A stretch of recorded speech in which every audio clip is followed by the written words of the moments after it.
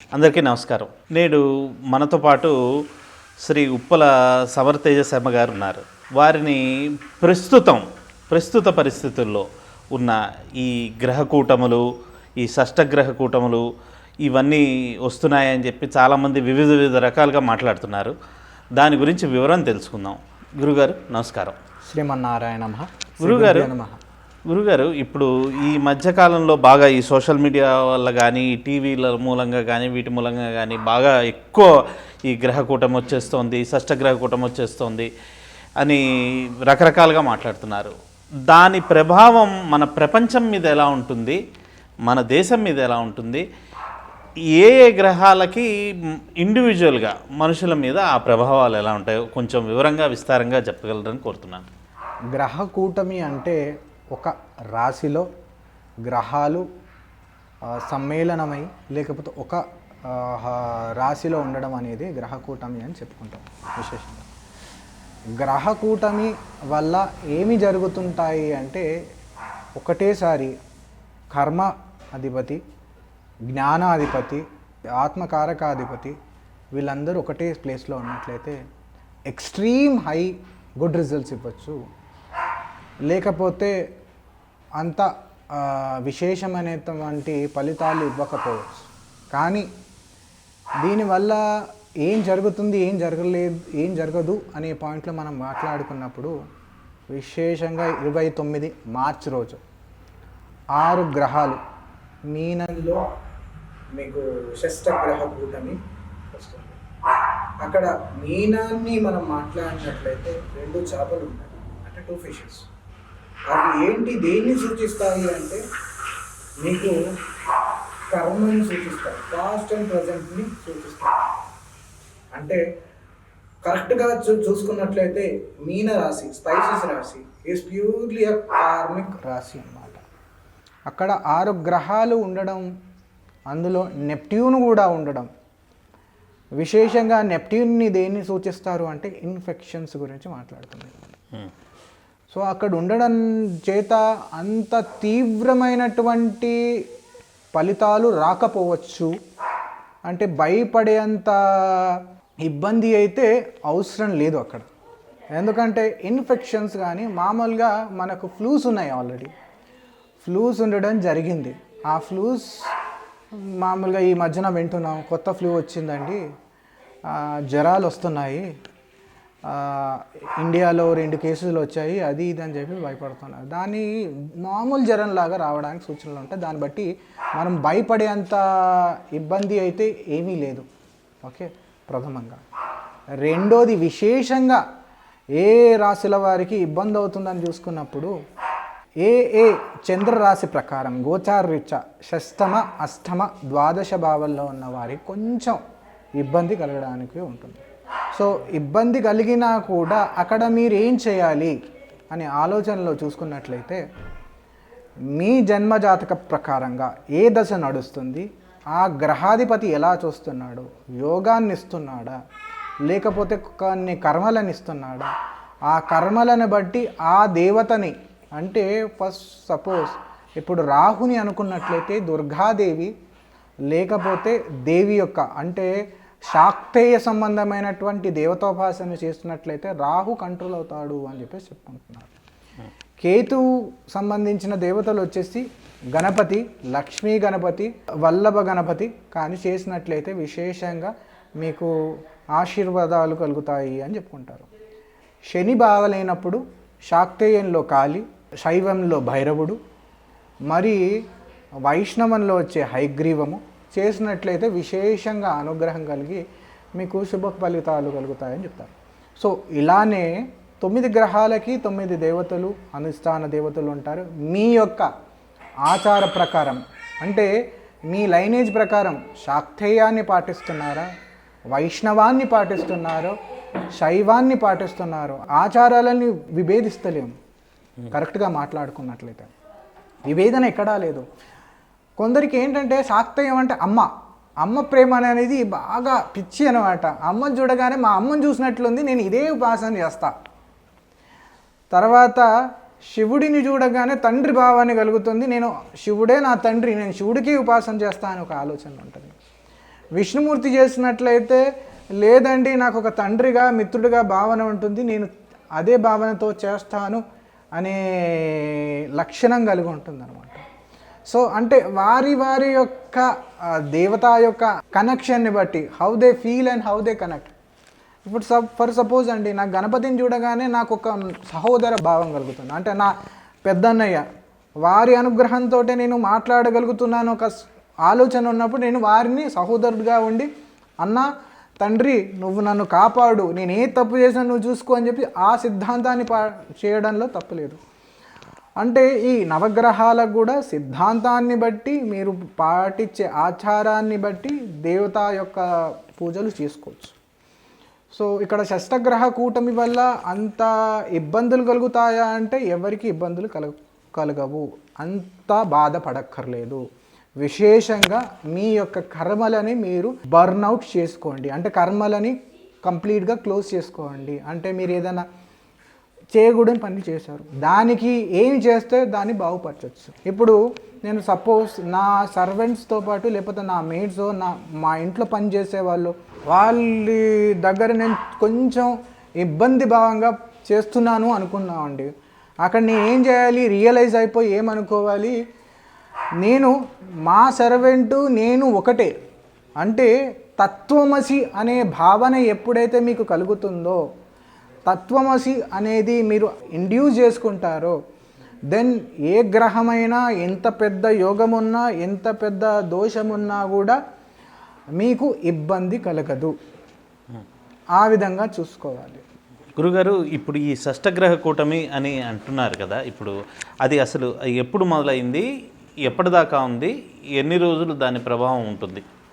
షష్టగ్రహ కూటమి ఫామ్ కావడం మాత్రం 26 మార్చ్ 2025 రోజు స్టార్ట్ అయ్యి, అంటే అవన్నీ వరుసలో అప్పుడు వస్తాయి, 1 డిగ్రీలలో వస్తాయి అన్నమాట. అవి ఏ గ్రహాలు గురుగారు? అది విశేషంగా సూర్యుడు, శని, బుధ, రాహు, చంద్రుడు, దాంతోపాటు నెప్ట్యూన్ రావడానికి ఆస్కారం ఉంటుందన్నమాట. ఇది ఎప్పుడు మొదలైందండి? ఈ షష్టగ్రహ కూటమి అన్నది ఎప్పుడు మొదలైంది, ఎప్పటిదాకా ఉంది, దాని ప్రభావం కూడా? షష్టగ్రహ కూటమి యొక్క లక్షణాలు స్టార్ట్ అయ్యి మనకు ఇంచుమించుగా 15-20 రోజులు నుంచి స్టార్ట్ అయ్యింది. ఎందుకు అంటే విశేషంగా రాహు యొక్క ప్రభావం మీ మీద ఉంది అనుకున్నట్లయితే వారు 3 మాసాల ముందే, అంటే 3 months ముందే వారి యొక్క అనుగ్రహాన్ని చూపెడతారనమాట జాతకంలో. విశేషంగా మనం దీన్ని చూసుకున్నట్లయితే 29th మార్చ్ అనేది ఈ షష్టగ్రహం కూటమి వస్తుంది అనుకున్నట్లయితే 3 మాసాల ముందు అనుకున్నట్లయితే ఇంచుమించుగా ఫస్ట్ వీక్ జనవరి నుంచే మనకు కొంచెం యుద్ధాలు ఆసాం దగ్గర, మన యుఎస్లో కాలడం, మొత్తం కాండవ దహనంలాగా అన్నీ కాలిపోవడం, ప్లస్ అది కాకుండా ఈ మధ్య నా ఫ్లైట్లు ఇది కావడం, క్రాష్ కావడం లాంటిది, ఇవన్నీ విశేషంగా జరుగుతున్నాయి. అంటే అక్కడ రాహు యొక్క ప్రభావం విపరీతంగా చూపెడుతున్నాడు అని అనుకోవాలి. దీని ప్రభావం ఎప్పటి వరకు ఉంటుందండి? సుమారుగా 3 మాసాల వరకు ఉండడానికి ఆస్కారం ఉంటుంది. కానీ దీని గురించి భయపడక్కర్లేదు. వారి వారి జన్మజాతకాన్ని బట్టి ఏ గ్రహం అయితే కొంచెం తీవ్ర స్థాయిలో గుణాలను ఇవ్వట్లేదో వారిని విశేషంగా పూజ కానీ స్మరణ కానీ చేసుకోవచ్చు.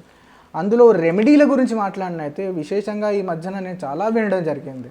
అప్పుడప్పుడు నేను ప్రాక్టికల్గా వెళ్ళి మాట్లాడుతుంటాను కూడా, ఎందుకంటే అవగాహన గురించి.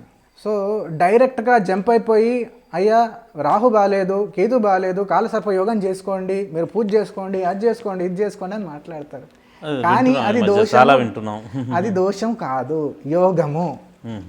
కాలసర్ప యోగ ప్రకారంగా మీరు సంబంధించినటువంటి కర్మల గురించి సూచిస్తుంది. అది డిలే కావడానికి ఛాన్సెస్ ఉన్నాయి.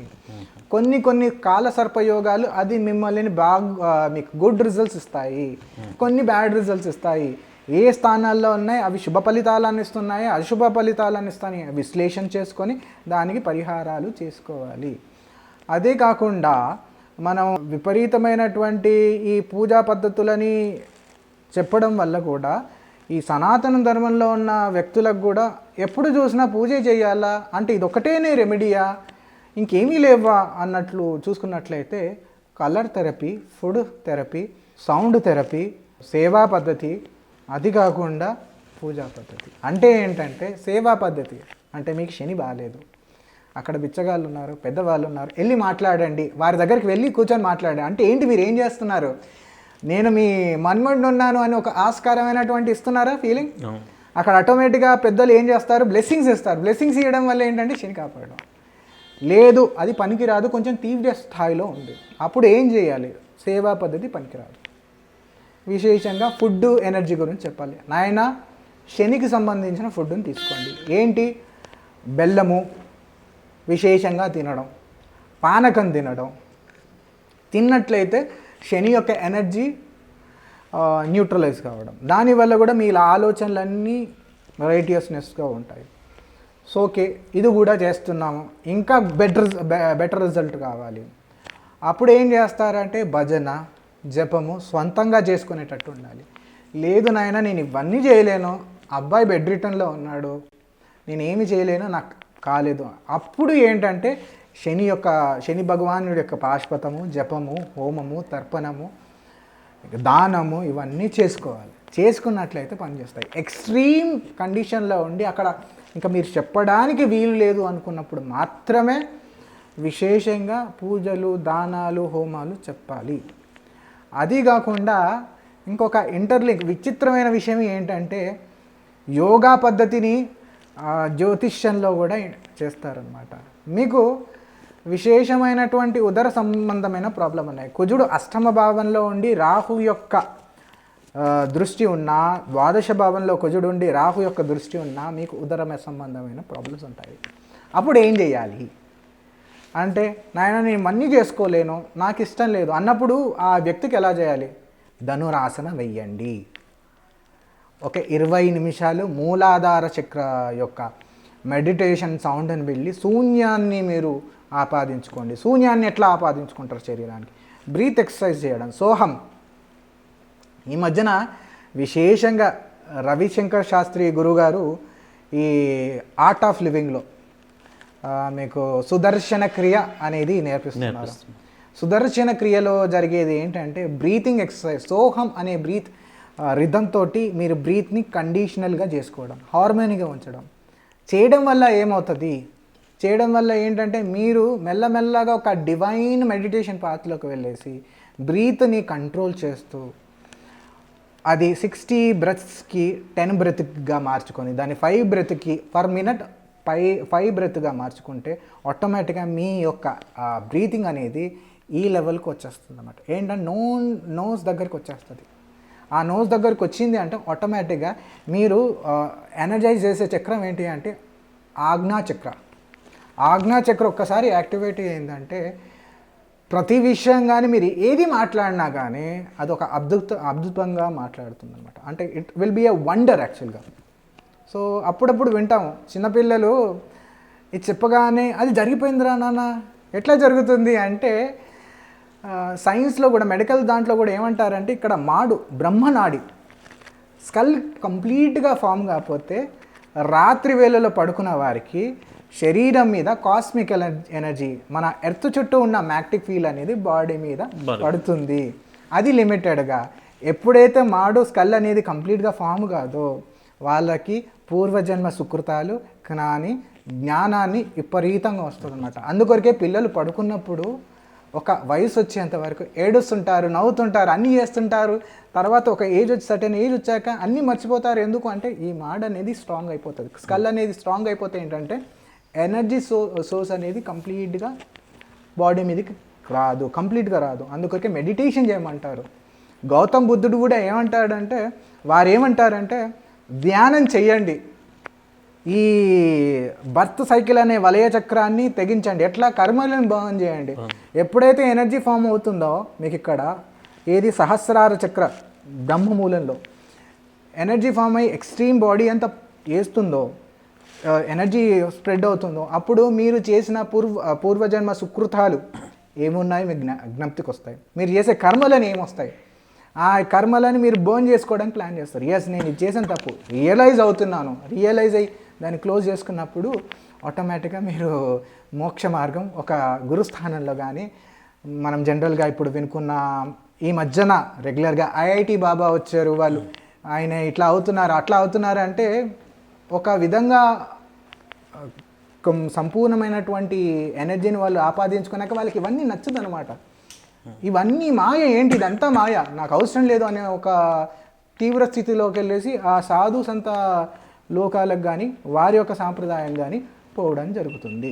చాలా సంతోషం గురువుగారు, చక్కగా గ్రహ కూటముల గురించి కానీ షష్టగ్రహ కూటముల గురించి కానీ మంచిగా వివరించారు. దాని ప్రభావం ఎలా ఉంటుంది మనుషుల మీద, ప్రపంచం మీద, వీటి మీద వివరించారు. చాలా సంతోషం. శ్రీమన్నారాయణ.